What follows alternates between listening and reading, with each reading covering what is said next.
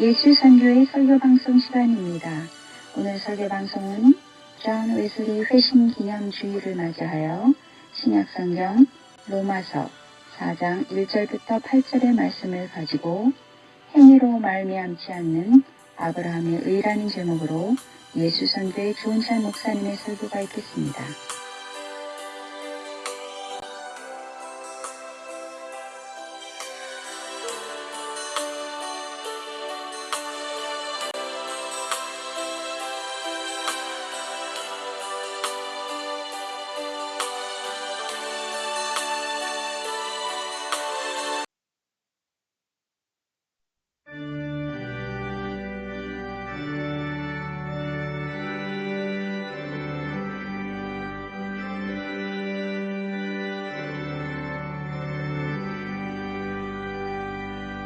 찬양 성부 성자 성령 성장이 일체해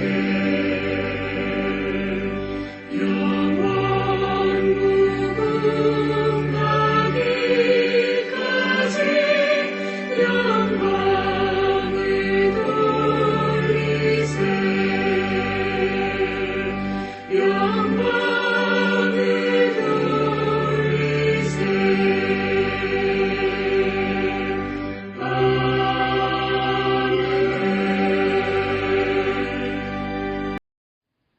참회의 기도 및 사도신조로 신앙 고백이 있겠습니다.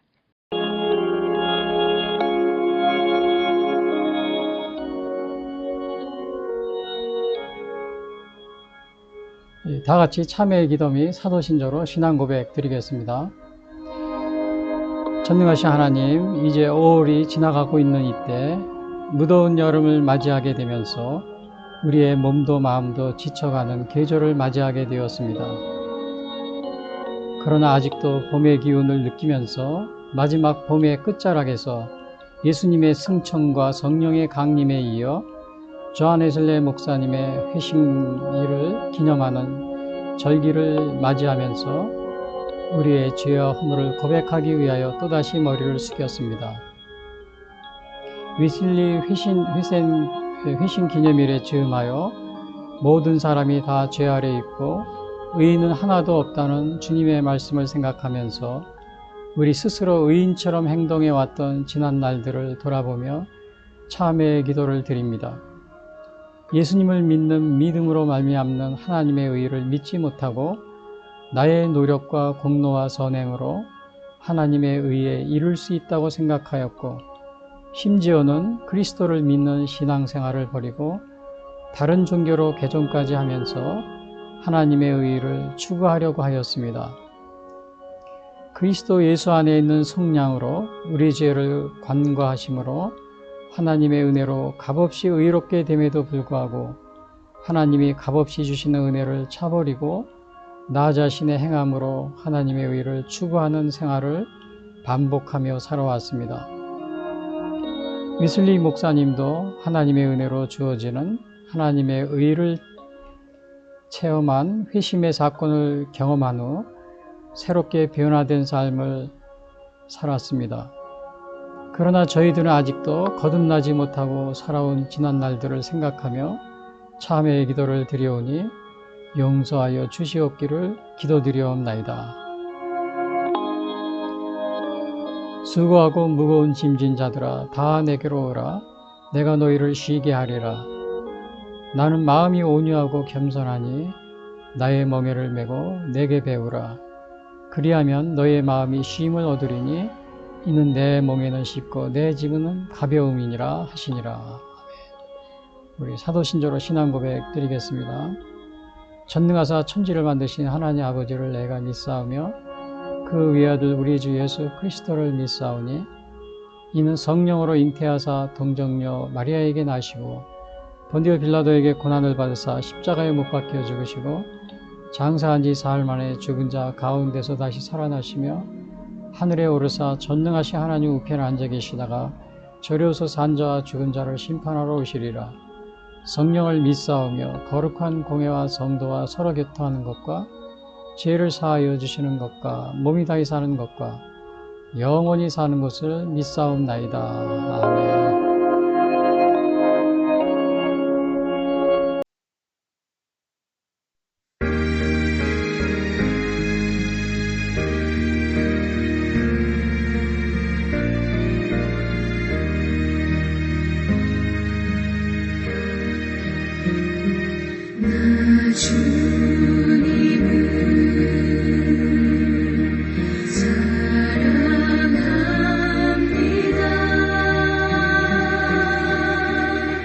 참 사랑해 주를 경배해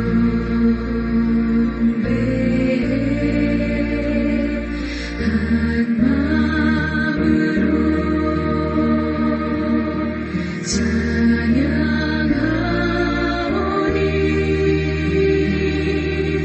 우리들의 기도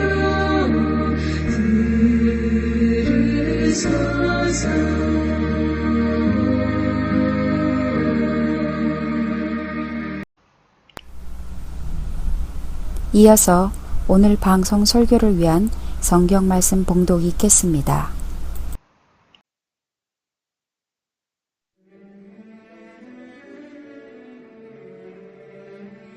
사장. 그런즉 육신으로 우리 조상인 아브라함이 무엇을 얻었다 하리요? 만일 아브라함이 행위로서 의롭다 하심을 받았으면 자랑할 것이 있으려니와 하나님 앞에서는 없느니라. 성경이 무엇을 말하느냐? 아브라함이 하나님을 믿음에 그것이 그에게 의로 여겨진 바 되었느니라. 일하는 자에게는 그 삭시 은혜로 여겨지지 아니하고 보수로 여겨지거니와 일을 아니할지라도 경건하지 아니한 자를 의롭다 하시는 이를 믿는 자에게는 그의 믿음을 의로 여기시나니 일한 것이 없이 하나님께 의로 여기심을 받는 사람의 복에 대하여 다윗이 말한 바 불법이 사함을 받고 죄가 가려짐을 받는 사람들은 복이 있고 주께서 그 죄를 인정하지 아니하실 사람은 복이 있도다 함과 같으니라. 그런즉 이 복이 할례자에게냐 혹은 무할례자에게도냐? 무릇 우리가 말하기를 아브라함에게는 그 믿음이 의로 여겨졌다 하노라.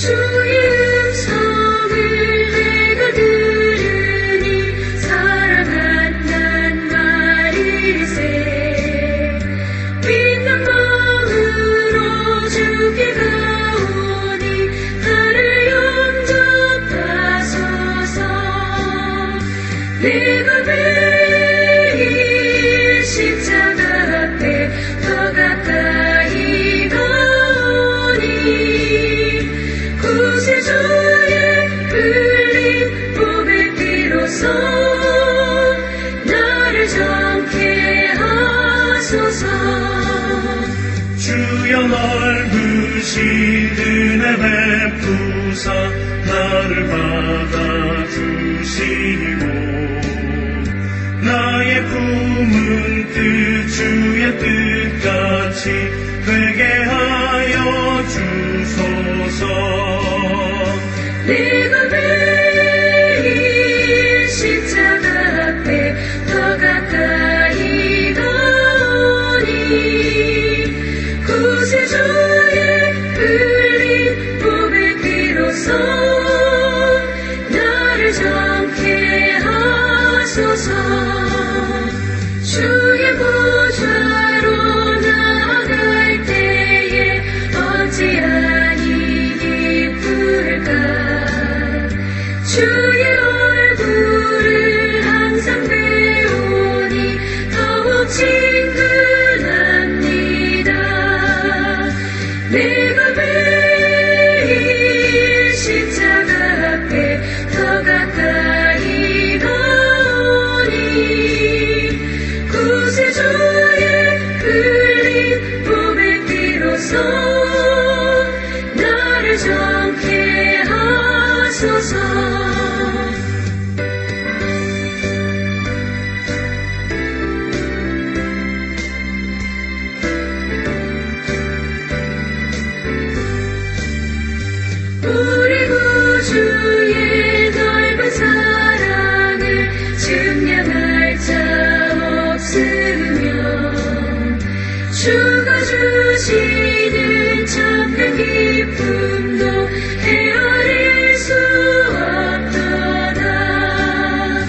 내가 매일 십자가 앞에 더 가까이 가오니 구세주의 흘린 몸의 피로써 나를 정케 하소서.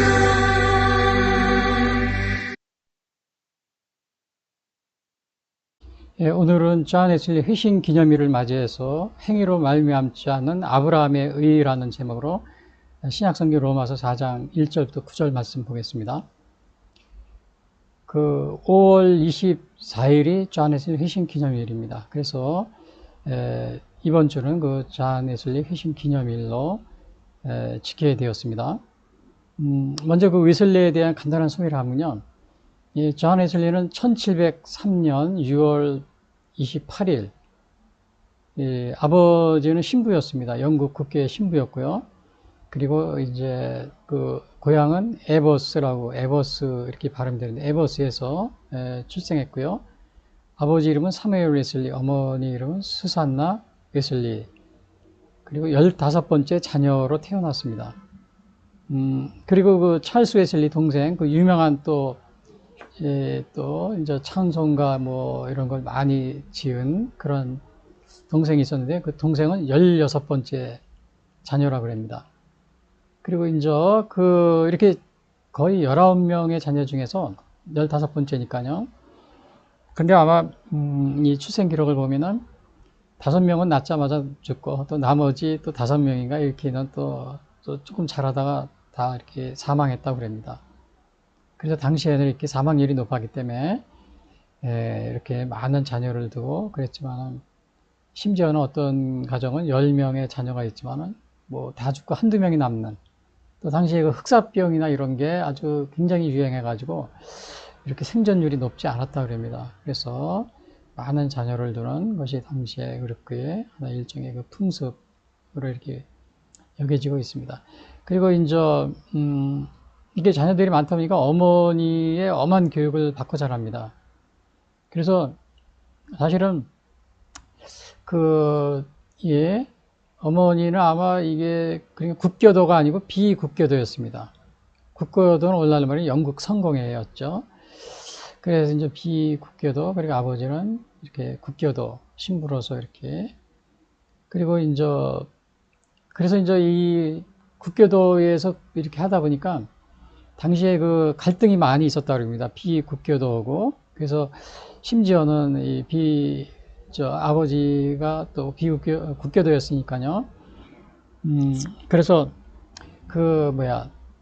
반대하는 사람들이 그냥 막 사택에 불도 지르고 또 막 이렇게 굉장히 못 살게 굴고 그랬다고 합니다.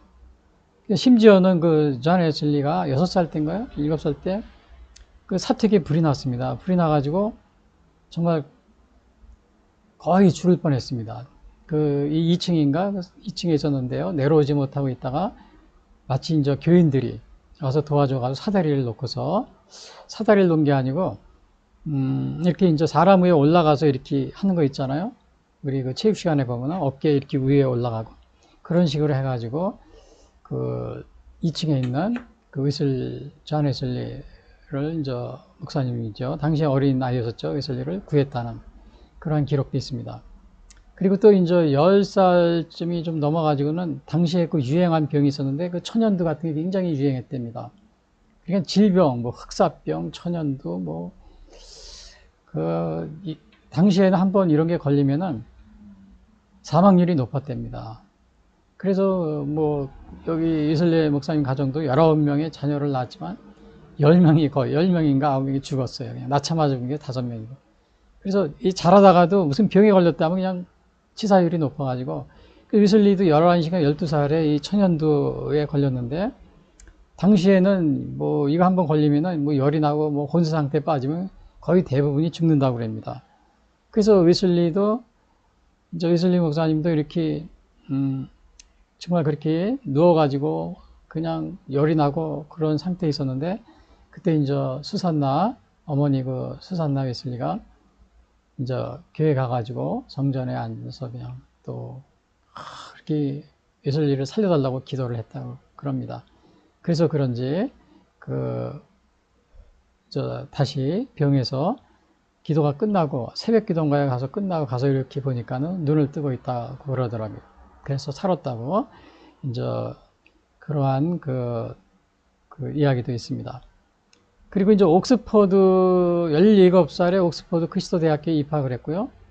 그리고 21살 때인가요? 22살 때는 사제 서품이 25세 때 1728년에 받았다고 그랬는데 요거는 아마 정혜원일 겁니다. 그 위에 준혜원이라는 게 있어요. 데이컨이라고. 요건 엘더고요.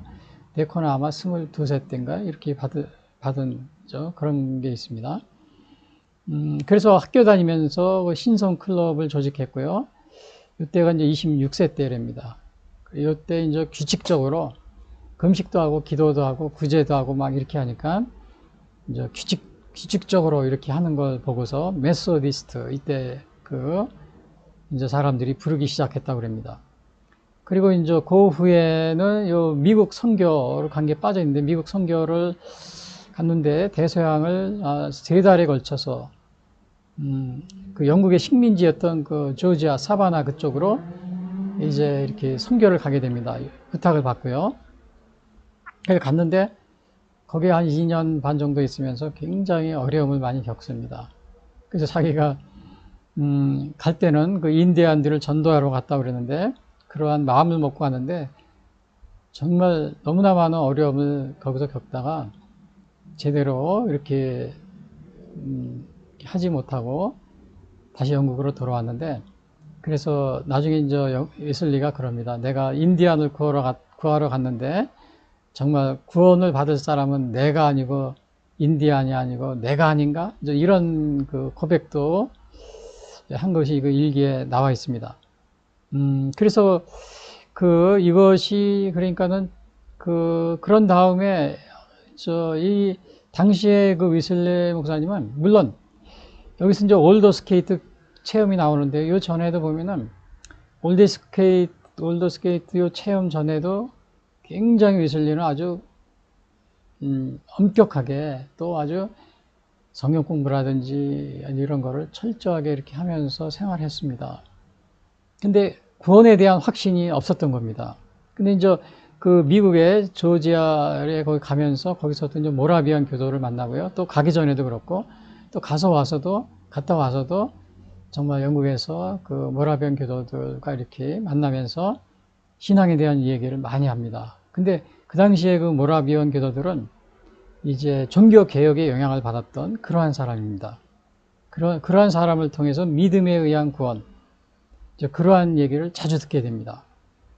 사실은 그 웨슬리는 그 성공회가, 영국 성공회가, 국교회가 그 아버지 그 밑에서 주로 이제 그 카톨릭 계통이거든요. 그러니까 카톨릭 계통에서는 우리 그 개신교처럼 이렇게 내적인 신앙보다는 외적인 신앙, 이런 거를 굉장히 강조하지 않아요. 그리고 또 그 행함이나 또 선행, 이런 거를 믿음의 조건으로 이렇게 많이 이야기하고 있고요. 그래서 그 웨슬리 목사님도 그러나 이제는 이제 미국 선교행에서 많은 어려움을 겪고 실패라고 그랬는데 어떻게 보면 우리가 웨슬리 목사님이 전환점이 된 거죠. 거기에서 심각한 자기 신앙에 좀 뭔가 이상이 있다 이거를 느끼게 되고 그런 가운데 종교개혁자들의 영향을 받은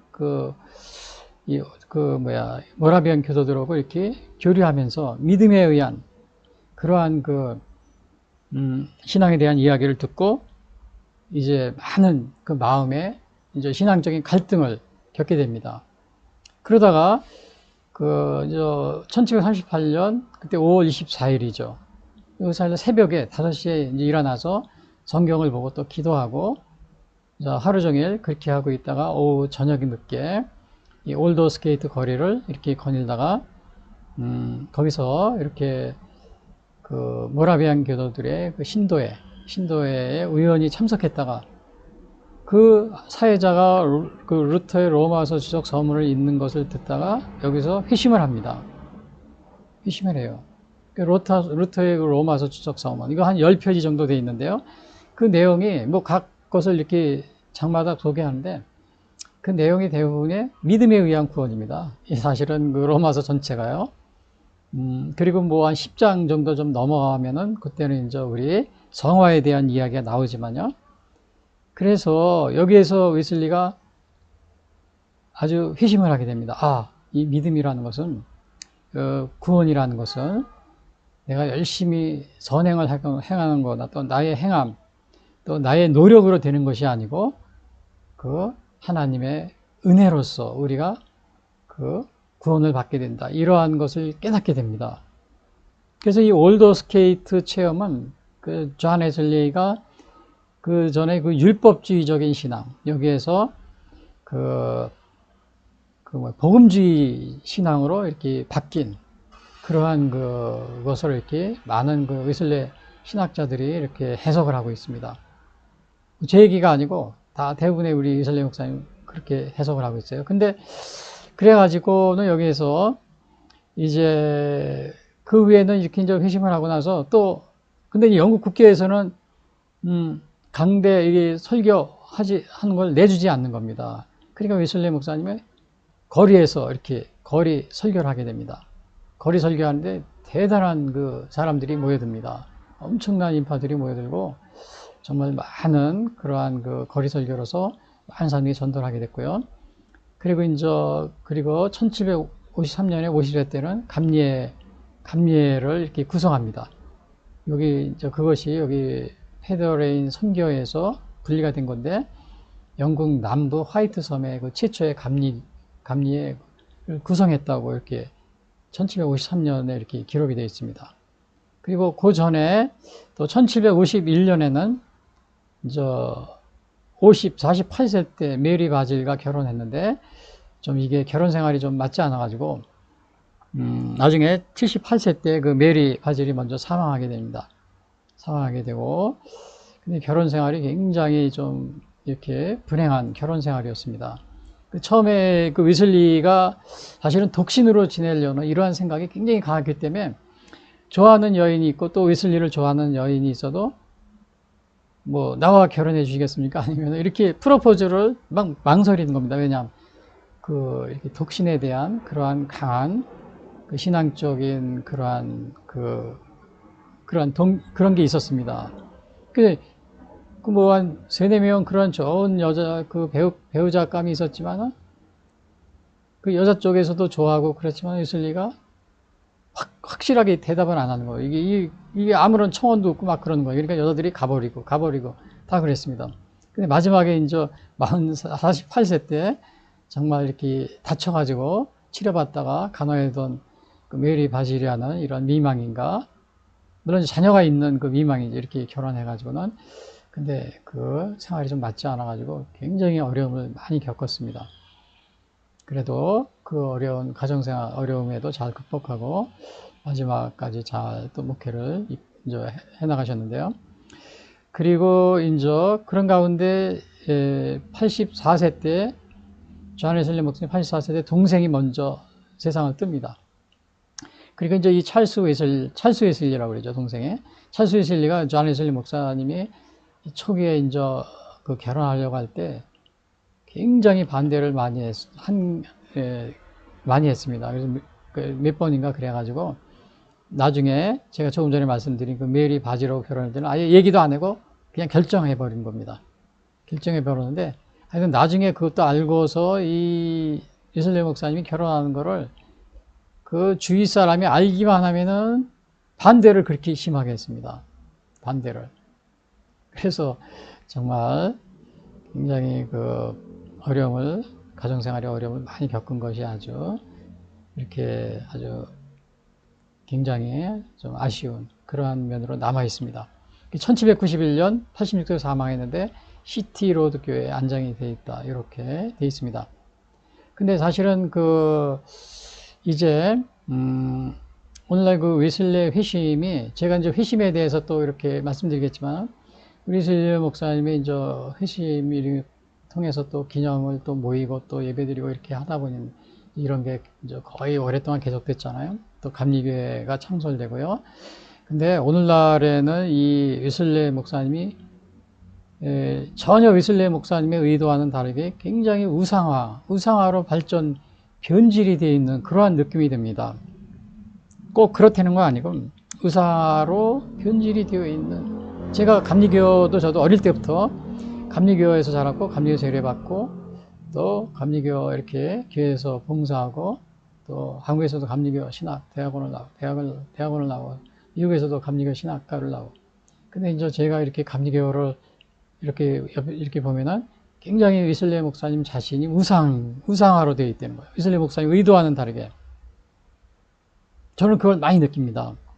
그래서 우리 고린도서 1장 11절에도 보면은 사도 바울이 한 얘기가 있어요. 거기서 보면은 그 사도 바울이 고린도교에 분쟁이 있습니다. 분쟁이 있으니까 사도 바울이 고린도서 1장 13절에 그럽니다. 내가 이것을 말하거니와 너희가 각각 이르되 나는 아볼로에게, 나는 게바에게, 나는 그리스도에게 속한 자라 한다는 것이니 그리스도께서 어찌 나뉘었느냐? 바울이 너희를 외워 십자가에 못 박게 했으며 바울의 이름으로 너희가 세례를 받았느냐? 자, 이러한 그 얘기를 우리가 하는 것을 보게 됩니다. 그래서 예를 들으면요, 제가 왜 우상화가 이렇게 감리가 되어 있다고 하느냐면요, 사실 그 웨슬리 목사님은 미국의 그 최초로 감리교 이렇게 목사 파견하고 또 이렇게 한 게 누구냐면 제임스 코코하고 에즈베리 목사님입니다. 에즈베리 목사님은 최초로 거기 목사 안수 받은 것 같아요. 근데 나중에 연구해서 들으니까 학교 이름도 뭐 코크나 아니면 에즈베리 이름을 뭐 따가지고 학교 이름을 짓고 뭐 또 주교가 된다고 막 자기들 이제 막 이런 얘기를 듣고는 웨슬리가 그럽니다. 이제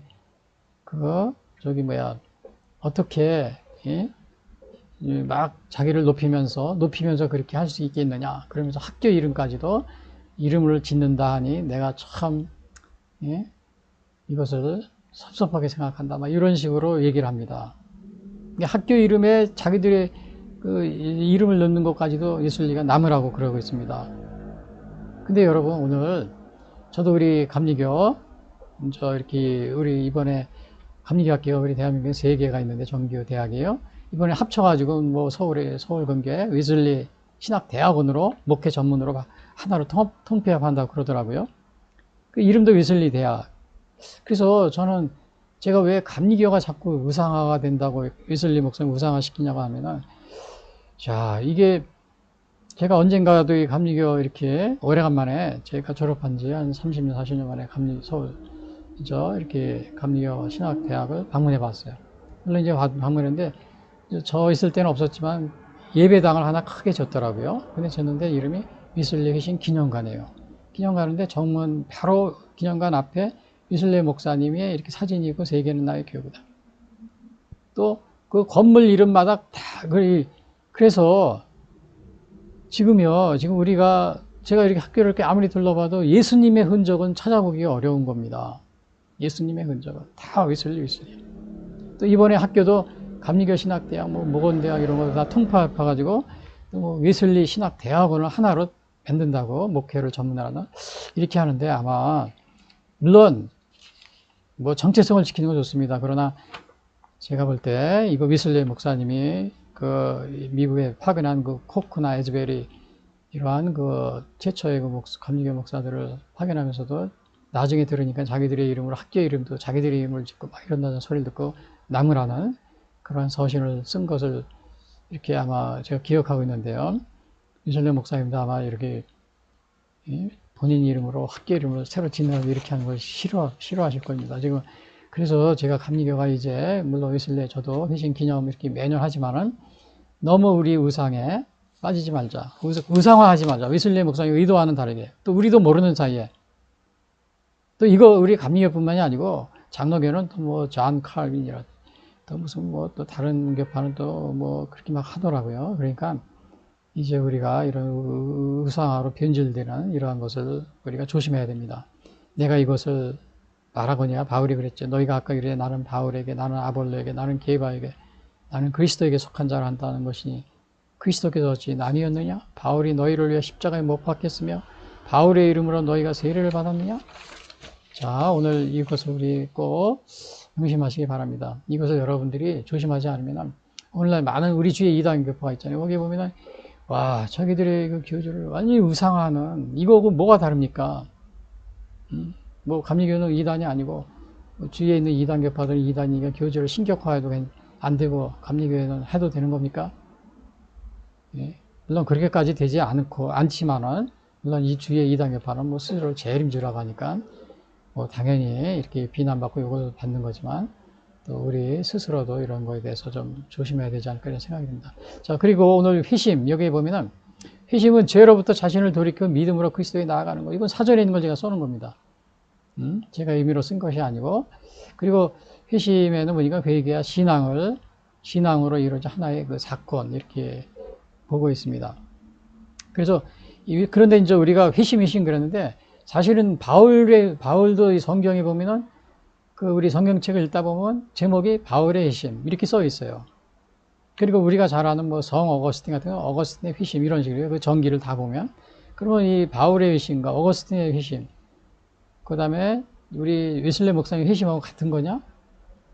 근데 아마 제 생각에는 이게 같지 않다고 이렇게 저는 생각하고 있어요. 왜냐? 바울은 유대계에서 기독교로 개정할 때 회심입니다. 개정. 그리고 어거스틴도 다른 만이교에서 개정하면서요. 근데 우리 사도 바울 같은, 우리 이제 웨슬레 목사님 같은 경우는 이 회심하기 전부터 어릴 때부터 이 신앙생활을 해왔습니다. 그리고 회심하기 전에도 아주 완전하게 철저한 그러한 성경 공부라든지 또 기도회란 이런 거를 이렇게 한 그러한 상태에 있었기 때문에 이것은 웨슬레 회심과 바울의 회심은 좀 차원이 다른 이제 그런 회심으로 우리가 좀 이렇게 염두에 두어야 되지 않을까 이렇게 생각합니다.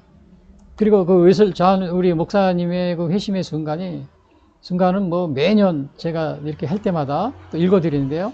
또 이번 올해라고 또 안 읽어드리면 또 섭섭할 것 같으니까 제가 또 한번 읽어드리는데 여기 보시면은 회심의 순간에 이렇게 나와 있습니다. 물론 그 앞에 부분에 이렇게 보면은 아침 5시에 일어나가지고 또 베드로후서 1장 4절이라든지 아니면 성경 구절을 읽고서 정말 깊이 웨슬레 목사님이 명상하고 기도하는 그러한 것이 있습니다. 근데 거기서 생략해 놨지만요. 그리고 이제 그 저녁에 되어서는 그 올더스케이트 거리에 있는 한 신도에 이렇게 참석을 하게 됩니다. 지나가다가.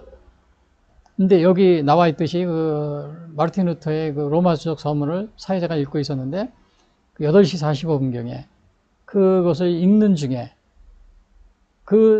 존 웨슬레 목사님이 드디어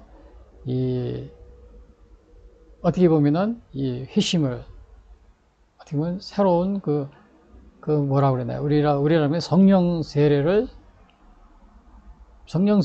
받는 성령 세례 그러한 것을 통한 성령 세례를 통한 그러니까 마음의 변화라고 그러죠. 마음의 변화, 아주 깨달음 이런 거를 하게 되는 거죠. 개정은 아닙니다. 뭐 사도 바울이나 아니면 성어거스틴 개정의 회심이 아니고, 그래서 우리 웨슬레 목사님 회심은 저는 좀 구별을 했으면 좋겠어요. 회심이 아니고 이거를 뭐 성령 대각성의 대각성이라든지요. 아니면 성령을 이미 다 이렇게 동행하는 그런 가운데서 다시 성령 충만, 성령 강림은 아닙니다. 어떤 분들은 뭐 오순절 성령 강림의 역사가 이 순간이다 이렇게 얘기하는데 사실은 오순절 성령 강림이잖아요. 그것은 성령님이 오시는 그러한 그 사건을 기록한 거예요. 그런 거라기보다는 이미 웨슬레 목사는 성령님을 모시고 또 살아가면서 정말 성령 충만한 그러한 회심을 겪었을 겁니다. 그러다 아주 이번엔 정말 커다란 회심을 다시 체험하는. 그래서 그 조직신학자인 밀라드 J. 에릭슨은 회심을 큰 회심과 작은 회심으로 나눕니다. 이건 제 얘기가 아니고 우리 조직신학자 유명한 그 밀라드 J. 에릭슨이라고요. 우리 그 미국에서 많은 신학교에서 그 교과서로 쓰고 있는 그 책이 있습니다. 그러면 큰 회심과 또 작은 회심으로 이렇게 나누고 있어요.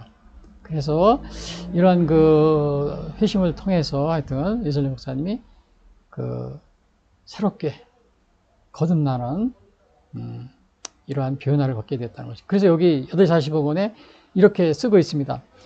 제가 읽어요. 그리스도 안에 있는 믿음을 통해 8시 45분경에 그 사람이 그리스도 안에 있는 믿음을 통해 하나님께서 마음의 변화를 일으키시는 이를 설명하고 있었다. 그때 나는 내 마음이 이상하게 따뜻해지는 것을 느꼈다. 나는 내가 그리스도를 신뢰하고 있으며 구원을 위해 그리스도만을 믿고 있은가 내 죄를 아니 내 죄까지를 다 거두어 가시고 나를 죄와 죽음의 법에서 구원하셨다는 확신을 얻게 되었다.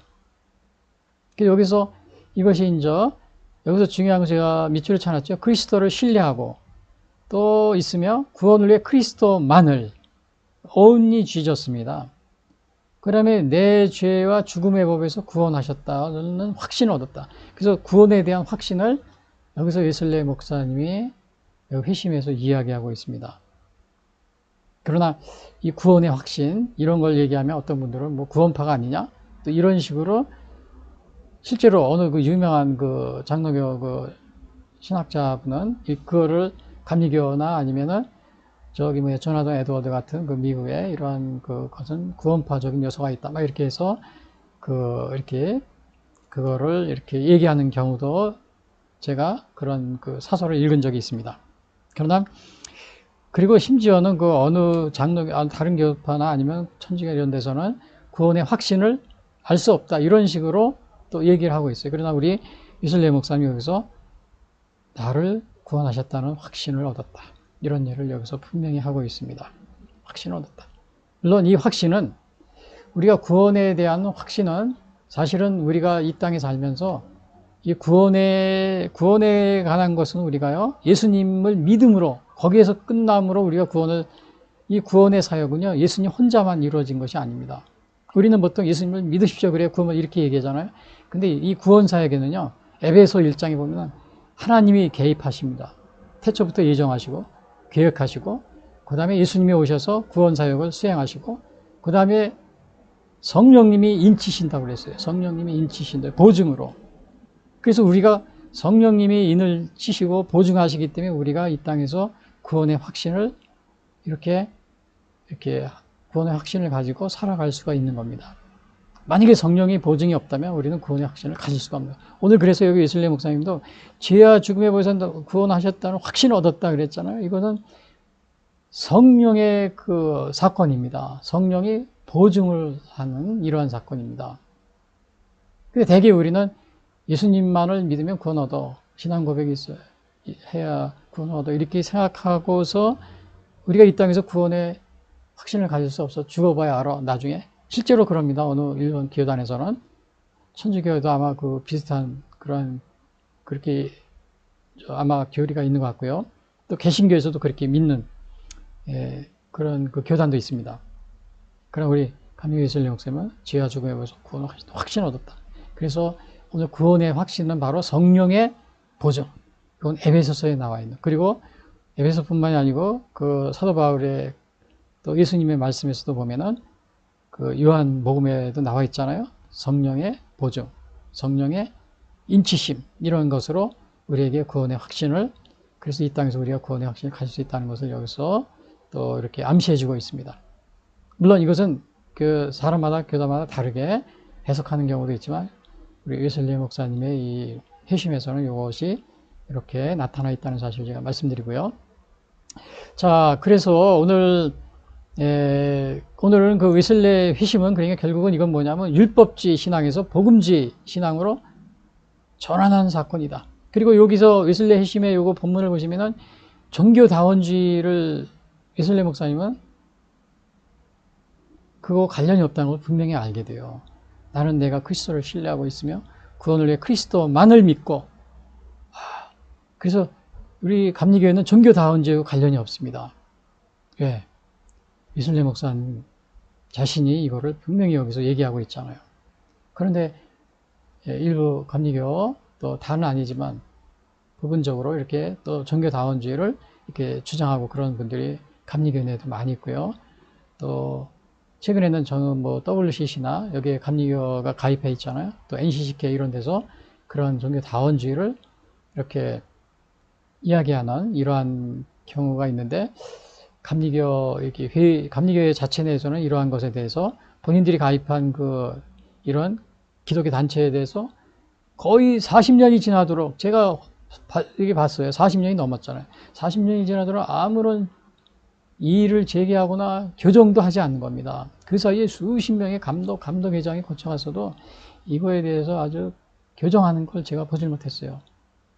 요 원래 최근에 뭐 이렇게 하고 있는데 분명하게 이러한 스탠스를 취하고 있지 않다는 사실을 보고 제가 좀 안타까운 그런 마음이 있습니다. 그래서 오늘은 그 위슬레 목사님이 율법주의 신앙에서 복음주의 신앙으로 바뀐 회심하였다는 이 사실을 통해서 오늘 요 제목이 그래서 제가 이 로마서 요 4장 사실은 로마서 자체가 거의 대부분의 그 이신칭입니다. 믿음으로 인한 구원입니다. 그래서 어느 곳을 하든지 다 이렇게 로마서가 다 거기에 관련이 있어요. 그래서 저도 위슬레 회심 기념일 때는 꼭 로마서를 하지만은 뭐 작년에 또 그 전에는 다른 부분을 했습니다. 뭐 3장을 하든지 또 뭐 1장을 했었고요. 또 이 3장도 하고 그런데 오늘은 제가 4장을 아브라함의 그 믿음에 의한 의를 제가 보기 위해서 4장을 제가 이렇게 이렇게 보게 되었습니다. 그래서 오늘 여기 4장에 보시면은 첫 번째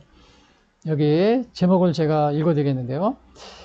그 4장에 보시면은 하나님은 아브라함이 하나님을 믿음으로 의로 여기셨다. 이것을 얘기하고 주고 있어요. 믿음으로 의한 구원입니다. 믿음에 의한 의. 그것이 이제 1절 3절에 나와 있는데요. 제가 그걸 읽어드릴게요. 그런즉 육신으로 우리 조상인 아브라함이 무엇을 얻었다 하리요? 만일 아브라함이 행위로서 의롭다 하심을 받았으면 자랑할 것이 있으려냐 하나님 앞에서는 없느니라. 성경이 무엇을 말하느냐? 아브라함이 하나님을 믿음에 그것이 그에게 의로 여겨진 바 되었느니라. 자, 요거 이렇게 지금 하나님은 아브라함이 하나님을 믿음으로 의로 여기셨다. 요거에 대한 거를 얘기해 주고 있어요. 믿음에 대한 의. 오늘 우리 위슬레 목사님의 회심 기념이 뭐예요? 율법주의에서 복음주의 신앙. 복음주의 신앙이 뭐냐면 행위 구원이 아니고 믿음에 의한 구원이거든요. 그래서 오늘 행위로 말미암지 않아 아브라함의 의, 그거와 아주 깊은 관련성이 있는 겁니다. 그래서 하나님은 아브라함이 하나님을 믿음으로 의로 여기셨다. 요게 바로 1절 3절에 나와 있어요. 여기 보시면은 그러죠. 육신으로 우리 조상인 아브라함이 무엇을 얻었다 하려? 이제 이렇게 아브라함에 대해서 이렇게 얘기하면서 2절에 뭐라고 그랬냐면요. 만약 아브라함이 행위로서 의롭다 하심을 받았으면 자랑할 것이 있으려니와 하나님 앞에서는 없느니라. 이거 뭐 어려운 말 없죠? 행위로 의롭다 하심을 받았으면 자랑할 것이 없다는 거예요. 자랑할 것이 없는 거예요. 왜? 행위로 의롭다 하심을 받았다면. 근데 정말 아브라함은 행위로서 의롭다 하심을 받은 게 아니라는 것이 어떻게 나오냐면 3절에 여기 나옵니다. 성경에 무엇을 말하느냐? 아브라함이 하나님을 믿음에 그것이 그에게 의로 여겨진 바 되었느니라 그랬어요.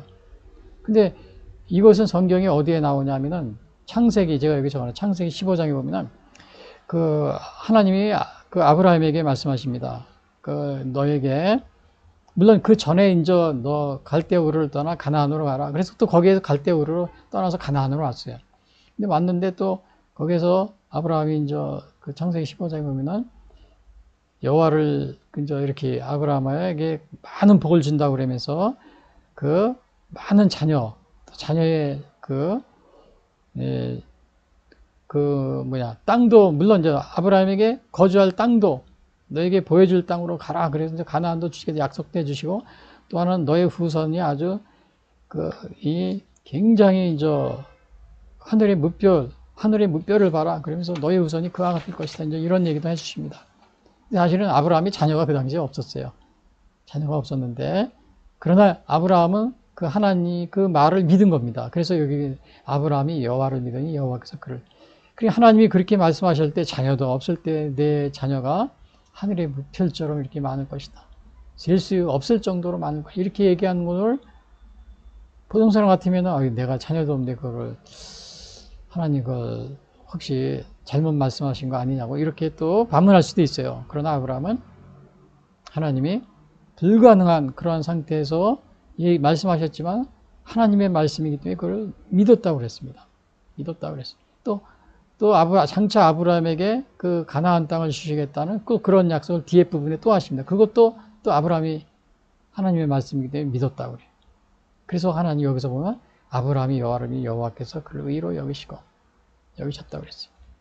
근데 만약에 아브라함이 그 자기가 행함, 열심히 정말 좋은 일도 하고 착한 일도 하고 그래가지고 그렇게 했는데 하나님이 이제 아브라함이 내가 착한 일을 많이 하고 선행을 많이 하고 또 공로를 쌓았으니까 내가 많은 자손을 보고 또 믿음의 조상이 될 거다 그랬으면 나중에 아브라함이 이렇게 자랑할 겁니다. 여기 보면 이랬잖아요. 아브라함이 만약 행위로서 의롭다 하심을 받았으면 자랑할 것이 있으려니와 2절에 그랬죠. 하나님 앞에서는 없느니라. 만약에 아브라함이 그래서 하나님이 내가 열심히 정말 이렇게 선행도 하고 또 착한 일도 하고 또 좋은 일도 많이 하고 그래서 내가 너에게 의로 여겼다. 그러면 아브라함이 나중에 뭐라고 그러겠어요? 자기 자녀들이나 후손에게도 기회가 있으면 얘기할 때마다 나는 열심히 내가 이렇게 해가지고 오늘날 이렇게 된 거야. 그래서 내가 너희들도 이렇게 열심히 선행을 많이 하고 그 다음에 그렇게 하면은 하나님이 인정을 받아. 물론 그것이 없다는 거예요. 근데 선행을 하고 옳은 일을 하지만 하나님을 믿지 않을 경우가 있어요. 그렇죠. 안 믿을 경우가 있습니다. 그거는 믿음으로 한 게 아닙니다. 아브라함은 자기 행위나 이런 것이 부족한 것이 있었지만은 그러나 실수한 것도 많아요. 그러나 하나님을 믿는 믿음 그것으로서 자기가 의로워졌기 때문에 자랑할 것이 없다는 겁니다. 제가 요즘에 TV 보면은 북한의 탈북한 사람이 TV에서 막 얘기합니다. 그래서 얘기하다가 뭐라고 그러냐면 전에는 자기네들이 나이 드신 분들이 얘기할 때 보면 1945년, 50년 이후에 김일성이 북한을 다스렸잖아요. 김일성이 있을 때는 이렇게 배급을 다 받아서 했대요. 일을 하든 안 해든 배급을 받아서 생활했는데 양식을 받고. 근데 이제 이게 1990년대 이렇게 오면서 그때 어려워지면서 이제 장마당이라는 게 생겼잖아요. 북한에서 우리 자유민주주의 국가처럼 이제 시장 경제 이런 게 생기고요. 그래서 자기들이 막 벌어가지고 먹고 살고 그래가지고는 이제는 정부에서 이렇게 국가에서 북한에서 이렇게 준 게 아니니까 정부에 준 게 아니니까 자기들이 국가에서 이렇게 얘기를 해도 떳떳하게 얘기를 하고 거기서 이렇게 배급 받으면서 살아온 게 아니니까요. 자기들이 한 것이라고 이렇게 얘기하고 그럴 때가 이렇게 많은 겁니다. TV에 나와서도 그런 얘기를 자주 합니다. 그래서 정말 우리도 이렇게 믿음으로 구원을 받았는데 의로워졌는데 이것이 우리의 행위로서 의롭다함을 받았다면은 하나님 앞 자랑할 것이 있으려니와 하나님 앞에서는 없다고 그랬죠. 바로 그것에 대해서 오늘 여기서 얘기해 주고 있는 겁니다. 그래서 여기 보면은 아브라함이 여호와를 믿으니 여호와께서 그를 의로 여기셨다. 그래서 이거는 우리에게 굉장히 중요한 믿음으로 의로 여기셨다. 그래서 이거 웨슬레 목사님도 바로 믿음으로 의로워진다. 이러한 것을 행함이 아니고 믿음으로 의로워진 이것을 또 올더스케이트 거기 집회에서 그걸 깨닫게 되었던 것은 아닌가 이렇게 생각이 됩니다. 저는 확실하게 알 수 없습니다. 그러나 거의 아마 틀림없을 겁니다. 그래서 여러분 아직도 우리는 선행, 행함으로 구원을 받을 수 있다고 생각하고 있지 않습니까? 우리도 보면은 우리 주위에 있는 많은 종교에서도 보면은 굉장히 선행 잘합니다. 저희들이 따라갈 수가 없어요. 또 심지어는 이슬람교 같은 경우도 몇 번 이상 선행을 해야 된다. 자기의 수익의 얼마는 구제하는데 써야 돼. 이런 것들까지 있습니다. 여러분, 그러나 우리가 선행, 행함으로 구원을 받을 때 여러분 생각하고 있지 않습니까? 그래서 루터 같은 경우는 1510년 27살에 그 교황청을 이렇게 방문했다고 그럽니다. 방문했는데 당시에 루터는 이제 자라면서 천주교 신부였으니까요, 카톨릭. 공로 개념을 가지고 있어요, 공로. 그러니까 우리 공적, 우리 선행, 행함, 이런 걸로 그런 게 이제 구원을 받는다. 이러한 아주 그런 게 강하게 있어가지고 로마에 방문해서 가서 보니까 사람들이 에루살렘에서 가지고 예수님이 십자가 짚고 올라갈 때 있던 계단이 있잖아요. 그게 로마에 있다고 그럽니다. 로마에 있어서 사람들이, 순례자들이 와가지고는 거기에서 이제 무릎을 꿇고 예수님의 한 고난을 생각하면서 무릎을 꿇고 이렇게 이제 올라가고 막 그런 걸 보고 루터도 자기도 이렇게 따라서 했다고 그럽니다. 따라서 하다가 정말 무릎이 아프고 힘들겠죠. 중간쯤 가다가 자기 루터가 가만히 생각해 보니까 우리가 이런 공로, 나의 이렇게 고행 이런 것으로 우리가 의로워지는 것이 아니고 의인은 믿음으로 말미암아 믿음으로 하니 살리라. 그 말씀을 생각하고서는 중간에서 일어나서 그 고행하는 것을 멈췄다고 그럽니다. 사람들은 그렇게 해야 이렇게 의로워진다, 또 아니면은 구원을 받는다, 이렇게 생각하고 있는 사람이 그 공로에 의한 그 구원입니다. 그런 생각을 많이 하고 있는 그런 가운데 루터는 그게 아니라 오직 의인은 믿음으로 말미암아 살리라. 이것을 루터는 종교개혁에서도 이렇게 그걸 주장하게 되었습니다. 그리고 두 번째는 보면 믿음에 의한 의에 대한 신뢰. 요게 이제 4절부터 8절 또 보충 설명한 건데요. 여기에 보시면은 그 보충 설명한 거를 제가 또 한번 여기 읽어 드릴게요. 이라는 자와 또 다윗의 시 비편 32편을 가지고 여기서 설명을 하고 있습니다. 이건 믿음의 의에 대한 그 예를 들은 겁니다. 더 이해를 돕기 위해서. 그 4절부터 제가 8절 읽으면요. 일하는 자에게는 그 삭시 은혜로 여겨지지 아니하고 보수로 여겨지거니와 이를 아니할지라도 경건하지 아니한 자를 의롭다 하시는 일을 믿는 자에게는 그의 믿음을 의로 여기시나니 일한 것이 없이 하나님께 의로 여기심을 받는 사람의 복에 대하여 다윗이 말한 바 불법이 사함을 받고 죄가 가려짐을 받는 사람들은 복이 있고 주께서 그 죄를 인정하지 아니하실 사람은 복이 있도다 함과 같으니라. 그래서 여기 보시면은 요에 두 부분으로 나눠져 있어요. 첫 번째는 뭐냐면 노동과 임금을 가지고 과연 그 믿음에 의한 의가 무엇인가 이거를 얘기해 주고 있어요. 그 4절 5절에 보면 일하는 자에게는 그 삭시 은혜로 여겨지지 아니하고 보수로 여겨지거냐 이를 아니할지라도 경건하지 아니한 자를 의롭다 하시는 이를 믿는 자에게는 그의 믿음을 의로 여기시나니. 요거는 뭘 의미하냐면은 일하는 자에게는 은혜로 그 삭시 은혜로 여겨지지 않는 겁니다. 우리가 아침에 어디 가서 이제 한 달 동안 일을 했어요. 일을 하면 우리가 월급을 받잖아요. 보수라 그러죠. 보수를 받으면은 그게 우리가 일한 만큼 받은 거기 때문에 우리가 은혜로 여겨지지 않는 겁니다. 근데 우리가 만약에 한 달 동안 어디 가서 일도 하지 않았는데 한 달의 봉급을 어느 사람이 줬어요. 일도 안 했는데. 그럼 그거를 은혜로 생활이 어려우니까 주겠습니다. 은혜로 여겨진다는 겁니다. 그래서 이것이 노동과 임금의 예를 통해서 이렇게 얘기하고 있어요. 여기서 있죠. 일하는 자에게는 그 삭시 은혜로 여겨지지 아니하고 보수로 여겨지고. 그리고 이를 아니할지라도 경건하지 아니한 자를 의롭다 하시는 일을 믿는 자에게는 그 믿음이 의로 여기시나니. 이게 아까 아브라함의 의가 그겁니다. 아브라함에 대한 그러한 이야기가요. 그 다음에 이제 다윗의 시를 가지고 또 예를 들어요. 이건 노동과 임금, 이건 다윗의 시. 시편 32편, 요거를 6절하고 이제 8절에서 요거 얘기를 하고 있는데 제가, 또 화면을 보지 못하시는 분이 있어서 제가 또 소리만 듣는 분이 있어서 제가 읽어드립니다. 일한 것이 6절, 일한 것이 하나님께 의로 여기심을 받는 사람이 보게 되어 다윗이 말한 바, 다윗에 관한 거예요.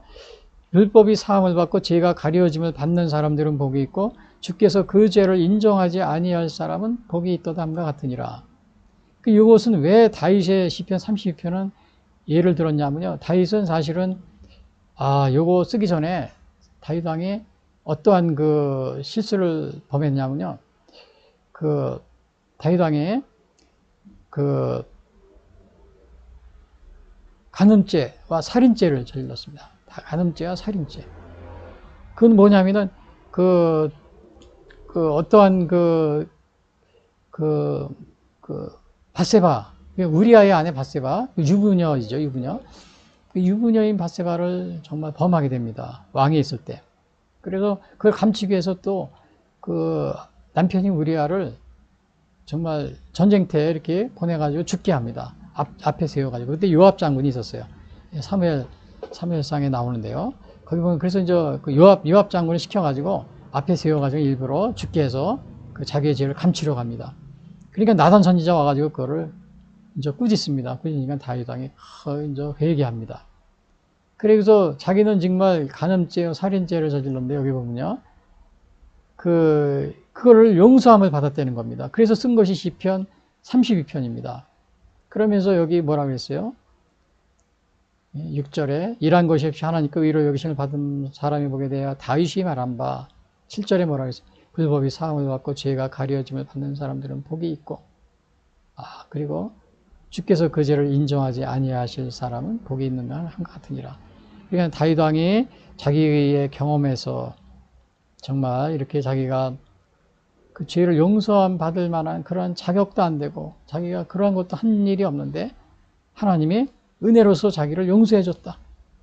그래서 오늘 믿음의 이것은 다윗 왕이 그 용서하신 하나님을 믿고 회개하고 이렇게 함으로써 그가 의에 이르는 그러한 것을 여기서 또 이렇게 말해주고 있습니다. 그러니까 요 예로서는 뭐예요? 처음에는 그 다윗 왕이지만은 처음에 노동과 임금을 통해서 얘기를 해주고 두 번째는 다윗 왕의 시에서 시편 32편을 통해서 어떠한 것이 그 믿음에 의한 그 예인지 그 신뢰를 여기서 들고 있습니다. 그래서 마지막 여기 보시면은 그 세 번째로 여기 보시면요. 여기 이제 존 웨슬리의 세 번째는 웨슬리의 핵심은 아브라함과 같은 믿음으로 의에 이른다는 신앙으로 회귀한 사건이다. 이랬죠? 그 구절을 제가 읽어 드릴게요. 그런즉 이 복이 할례자에게냐 혹은 무할례자에게도냐 무릇 우리가 말하기를 아브라함에게는 그 믿음이 의로 여겨졌다 하노라. 그래서 이제 여기서 우리가 볼 때는 이 웨슬리 목사님의 핵심은 아브라함과 같은 믿음으로 의에 이른다는 신앙으로 회귀한 사건이다. 이렇게 우리가 볼 수 있다는 겁니다.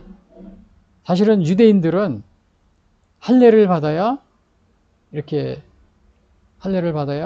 구원을 받는다 이런 식으로 생각을 했어요. 그러나 아브라함이 할례를 받아서 물론 아브라함도 할례를 받았어요. 그러나 할례를 받기 전에 그 뭐 10년, 14년, 15년, 뭐 20년 전에 이미 그때 아브라함이 하나님을 믿으니 그를 의로 여겼다. 그러한 것이 아까 창세기 15장 6절에 나옵니다. 그 창세기 15장 6절의 그 말씀이 창세기 17장에 보면은 그때 이제 처음으로 할례를 받게 됩니다. 그러니까 결국은 아브라함은 뭐 할례에 의해서 행함에 의해서 의로워진 것이 아니고 이미 율법이 있기 전에 또 할례가 있기 전에 이미 하나님을 믿으니 그것을 의로 여겼다. 이렇게 그러한 인정을 받게 된 것을 우리가 여기서 보게 됩니다. 그래서 요 믿음에 의한 의, 요거는 제가 성경 기절을 여기 세 군데 적어놨는데요. 요거는 아마 로마서 3장 23절에 이렇게 나와 있습니다. 제가 읽어드릴게요. 모든 사람이 죄를 범하였으며 하나님의 영광에 이르지 못하더니 그리스도 예수 안에 있는 속량으로 말미암아 하나님의 은혜로 값없이 의롭다 하심을 얻은 자 되었느니라. 여기도 믿음에 의한 의죠. 값없이 의롭다. 우리가 모두 죄를 범했지만 근데 예수님의 속량으로 우리가 값없이 의롭다 하심을 받았다. 그 다음에 또는 우리가 많이 보는 게 로마 3장 28절입니다. 여기서도 이럽니다. 그러므로 사람이 의롭다 하심을 얻은 것은 율법의 행위에 있지 않고 믿음으로 되는 줄 우리가 인정하노라. 그리고 에베소 2장 8절 여기서 율법도 아니고 믿음이라고 그랬죠. 에베소 2장 8절 너희는 그 은혜에 의하여 믿음으로 말미암아 구원을 받았으니 이것은 너희에게서 난 것이 아니요 하나님의 선물이라. 행위에서 난 것이 아니니 이는 누구든지 자랑하지 못하게 함이라. 그래서 이렇게 믿음에 의한 구원 여기에 이렇게 나와 있습니다. 그래서 우리 웨슬리 목사님의 핵심은 아브라함과 같은 믿음으로 의에 이른다는 신앙으로 회귀한 사건이다. 그래서 이렇게 우리가 볼 수 있다고 이렇게 생각하고 있는 겁니다. 결론적으로 말씀드리면은 오늘 제목은 존 웨슬리 회심 기념회에서요. 행위로 말미암지 않은 아브라함의 의. 여기에서 그 첫 번째는 뭐라 그랬어요? 하나님은 아브라함이 하나님을 믿음으로 의로 여기셨다 그랬어요. 하나님은 아브라함. 무슨 제가 아브라함에 대한 얘기를 꺼내고 있죠. 그래서 그 3절에 보면 이런 말이 있어요. 아브라함이 하나님을 믿음에 그것이 그에게 의로 여겨진 바 되었느니라. 그 3절에 그렇게 나와 있죠. 아브라함이 하나님을 믿음에. 그것은 그 이미 창세기 15장 3절에도 똑같은 말이 나와 있어요. 아브라함이 하나님을 믿음에 그것을 의로 여기셨다. 그 두 번째, 그러니까 행위로 인한 구원이 행위로 말미암지 않은 의입니다. 믿음으로 그 행함이 아닌 믿음으로 의로 여기셨다는 거예요. 그래서 이제 두 번째 보면 믿음에 의한 의에 대한 신뢰를 노동과 임금 이거를 이제 예를 들었죠. 그래서 그 일을 했는데 우리가 임금을 받으면은 셀러리 봉급을 받으면 그거는 은혜가 아니고 어떻게 돼요? 은혜가 아니라고 그랬죠. 우리의 수고로 받은 거니까요. 그리고 우리가 자랑할 수 있어요. 그러나 노동을 하지 않는데 우리가 임금을 받았다면은 그것은 은혜가 될 수 있는 겁니다. 자랑을 못 하는 거죠. 그와 마찬가지로 우리가 하나님께 받은 이 믿음의 의도 바로 우리가 수고한 것 없이 우리의 행위와 관계없이 하나님이 주신 은혜라는 겁니다.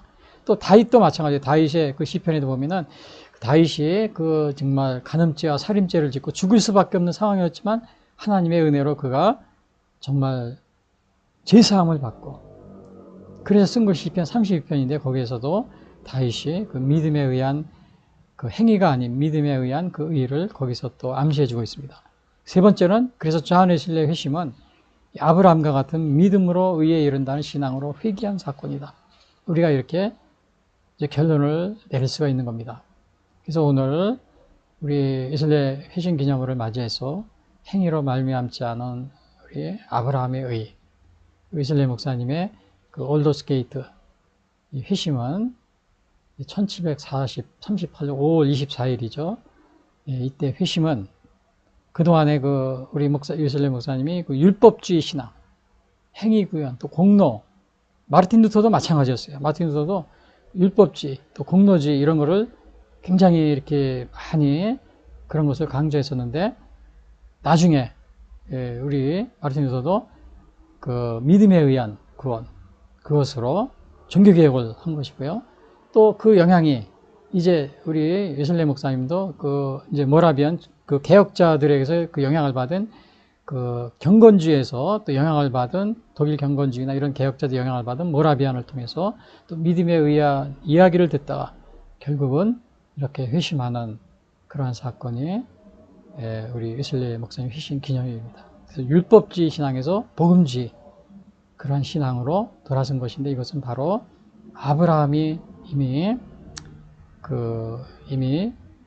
구약에서도 아브라함이 말하고 있는 아브라함이 그 체험한 아브라함을 통해서 이야기되고 있다는 이러한 사실을 우리가 여기서 보게 됩니다.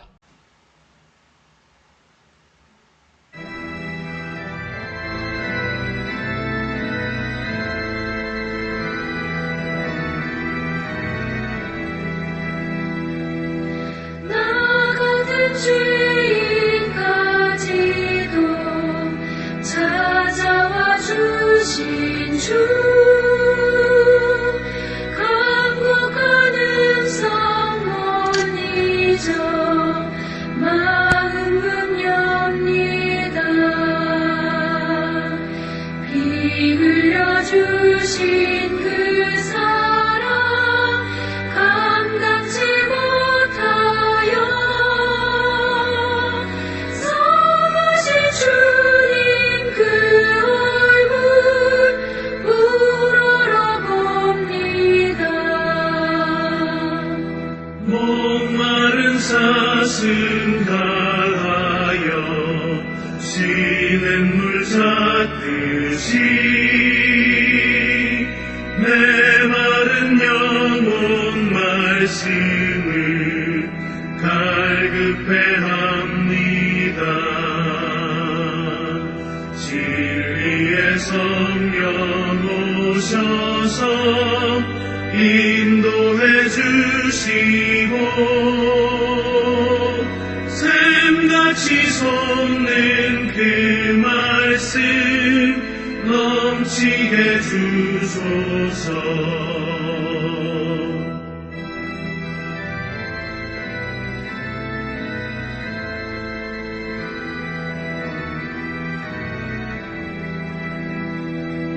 질그릇 같은 이 몸도 깨끗게 하시고 죽으나 사나 주 위에 일하게 하소서. 영광의 주님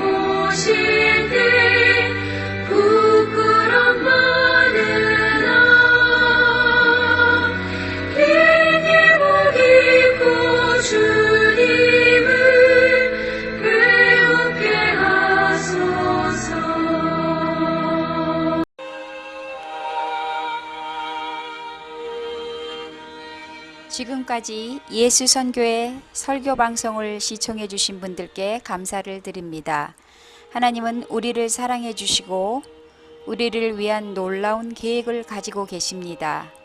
그러나 사람들은 죄를 지음으로 하나님과의 관계가 끊어졌습니다.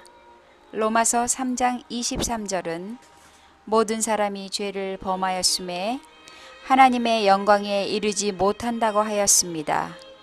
사람들은 죄 가운데 행하여 이 세상 풍조를 따르고 공중의 권세 잡은 자를 따르고 육체의 욕심을 따라 지내며 육체와 마음이 원하는 것을 하여 진노의 자녀로서 심판에 이르게 되었습니다. 죄로 인하여 사망의 심판에 이르렀음에도 불구하고 인간은 돈, 명예, 권력, 종교, 선행 등 자신의 어떠한 노력으로도 죄의 문제가 해결할 수가 없습니다. 이러한 가운데 하나님은 죄로 인하여 죽을 수밖에 없는 우리를 구하시기 위하여 독생자 예수님을 보내주셨습니다. 요한복음 3장 16절은 하나님이 세상을 이처럼 사랑하사 독생자를 주셨으니 이는 그를 믿는 자마다 멸망하지 않고 영생을 얻게 하려 하심이라 말씀하셨습니다. 그러나 사람들은 우리를 구하러 오신 예수님을 영접하지 않고 십자가에 달려 죽게 하였지만 예수님은 3일 만에 죽음을 이기시고 부활하셨습니다. 그리하여 하나님은 예수님의 구속의 희생을 믿고 회개하여 예수 그리스도를 영접하는 모든 사람들에게 영원한 생명을 약속해 주셨습니다. 그래서 요한복음 1장 12절에서 영접하는 자 곧 그 이름을 믿는 자들에게는 하나님의 자녀가 되는 권세를 주시겠다고 약속하셨으며 요한일서 5장 11절에서는 또 증거는 이것이니 하나님이 우리에게 영생을 주신 것과 이 생명이 그의 아들 안에 있는 그것이니라. 아들이 있는 자에게는 생명이 있고 하나님의 아들이 없는 자에게는 생명이 없느니라 라고 말하고 있습니다. 아직 예수님을 영접하지 못하신 분들은 이 시간 주님을 영접하시기를 바랍니다. 오늘 이 방송을 들으시고 신앙에 대하여 더 알기를 원하시는 분들은 www.missionchrist21st.com 예수 선교회를 방문해 주십시오. 다음 방송 시간까지 안녕히 계십시오.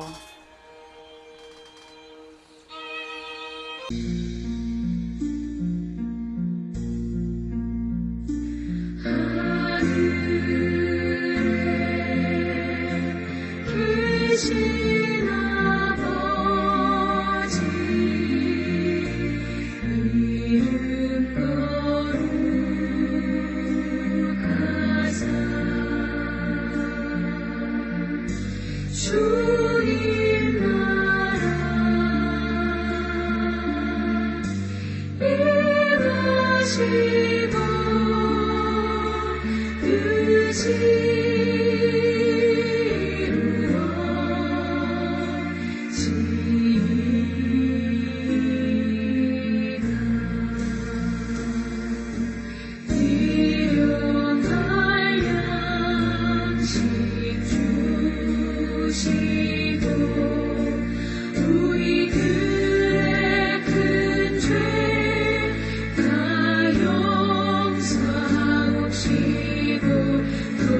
시험에 들게 마시고 악에서